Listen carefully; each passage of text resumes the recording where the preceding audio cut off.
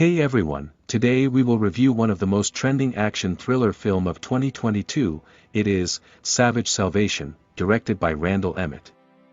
It follows the story of Shelby John, a recovered drug addict, whose life is turned upside down when his fiancée dies of a drug overdose. Let's dive into the plot and enjoy watching. Likes and subscriptions are highly appreciated. The film opens up, and we see the lamenting husband, Shelby, separating the entryway of a drug dealer, questioning him, and in the end taking his life. The film brings in Sheriff Mike, who also has lost his son because of drug use. Shelby is a recovered drug junkie who has lost his fiancée, his first love, due to a narcotic overdose and is unleashing destruction on the whole town and killing the ones responsible for selling Ruby drugs. Shelby cherished Ruby and had wanted to wed her, promising to transform her plastic ring into a sparkling precious diamond on their important day. Ruby, as well, responded similar sentiments and, surprisingly, wished to avoid the drug since Shelby proposed. Mike frequently looks at the photos of his son, thinking back about their cheerful times, perhaps some of the time faulting himself for what has been going on with his child. The town is managing a significant drug problems, with many young fellows, ladies, and teens ending their life of drug overdoses. In any case, Ruby's fantasy was brief as she capitulated to her narcotic enslavement, breaking Shelby's fantasy about wedding her and raising a cheerful family together. Ruby was frantically attempting to stop drugs and was in any event, wanting to go to St. Baptist Church to help them restore her health and get clear-headed. She had even made Shelby dump all his narcotics into the toilet.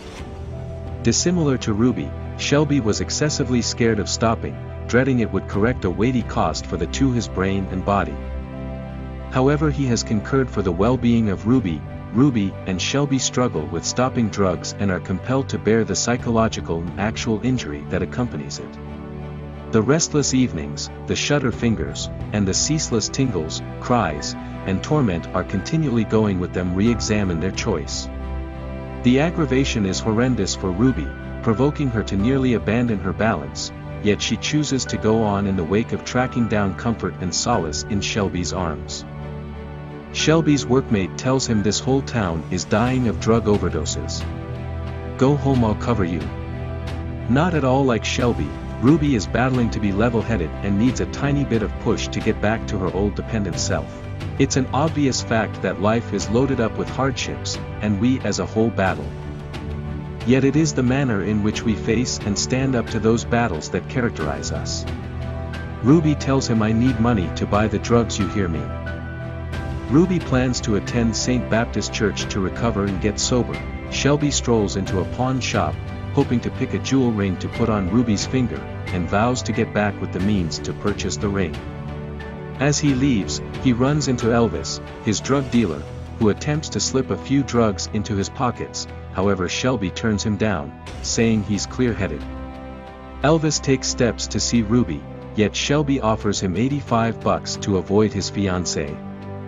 Weeks passed, and the couple was gradually recovering, investing quality energy with each other, and Ruby even gotten some work in a neighborhood second-hand store to help Shelby. Sheriff Mike meets Elvis. Elvis advises him to take side hustle jobs, but Mike tells him to get hands off the car. The couple goes to see Ruby's sister to celebrate Connor's 9th birthday party, where she uncovers that Ruby is engaged and plans to marry Shelby soon. At dinner, Ruby's sister tells her mom that Ruby has something to tell you all. We are going to marry.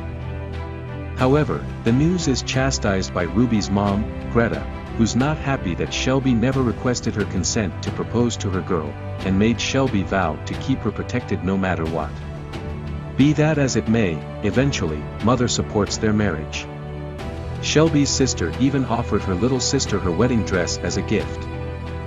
Gradually, it seems that everything is getting fine with Shelby and Ruby. Ruby even tells to Shelby that she talked to Pastor Paul about getting baptized again herself. Elvis don't want to lose their clients and comes to Shelby. Shelby says him to stay away from us. Be that as it may, the bliss, the laughing, and the date evenings all change when Elvis runs into Ruby lying about Shelby utilizing despite her good faith and leaves after offering Ruby some drugs. Elvis is clearly lying, is just determined by benefit.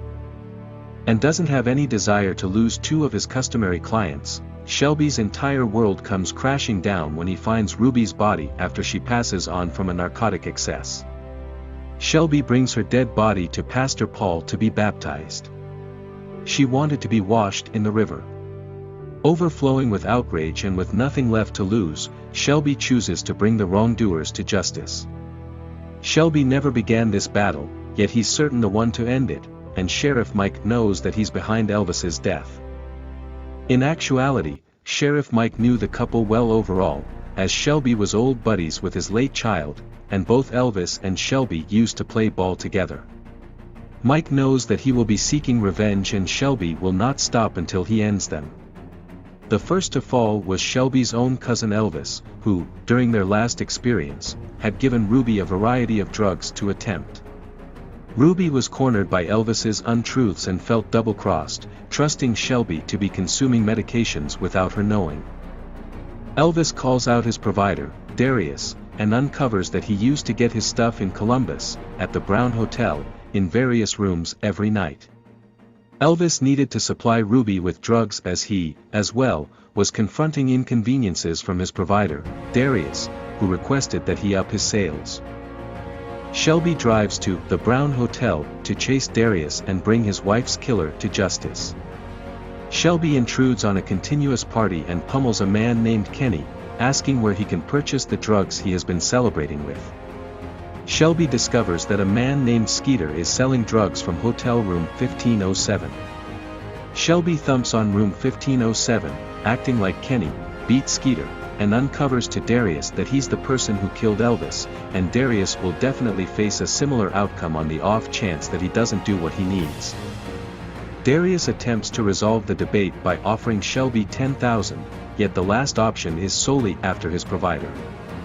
Threatened by a firearm focused on him, Darius consents and uncovers to Shelby that his provider is Coyote, and he resides in a huge house out in Quinton County off T Lake Street, right close to Floyd Fork. Shelby exits the hotel room. Sheriff Mike shows up at the location of the shootout and gains from Skeeter that Shelby has extracted the Coyote's area from Darius and is heading toward Quinton Country to kill him. Mike is very much aware that Shelby is powered by retaliation and is frantically attempting to find and help Shelby before he gains out of influence.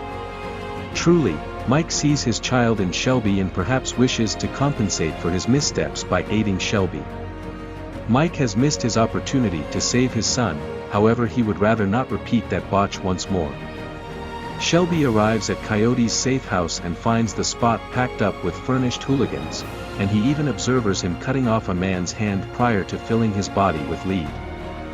Shelby cornered several gatekeepers and manipulated their vehicle with hand grenades to make an interruption so he could slip into the compound. Then again, Sheriff Mike is quickly driving towards Quinton District to help Shelby, realizing he's dwarfed and outgunned.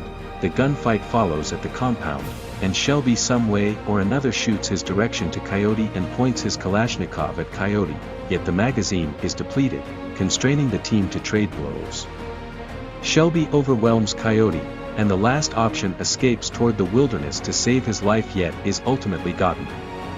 Shelby holds onto Coyote's telephone and discovers that some person responsible for a strategies organization is sitting at the head of the natural pecking order.